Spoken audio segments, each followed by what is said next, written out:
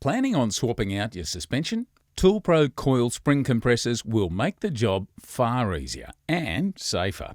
With a 9-inch maximum jaw capacity, these will make installing new springs on your hatchback or small family sedan a breeze. The hooked jaw ends wrap snugly around the coil spring to reduce their chance of slipping, and the hardened steel construction ensures they're resistant to wear across the jaws and lead screws. Careful positioning and patience are the key to using spring compressors safely and effectively. Position the compressors as close to opposite sides of the spring as possible and place the jaws at the same height as one another. Using a spanner or ratchet, tighten each spring compressor a little at a time to ensure they compress evenly. In the interests of safety, power tools such as an impact wrench should never be used with your spring compressors.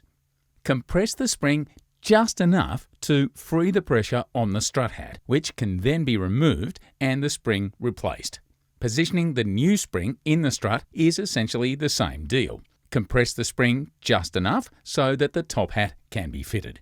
Then gently undo the lead screws until the coil spring compressors can be removed. Add changing coil springs to your list of workshop achievements with the help of ToolPRO Coil spring compressors.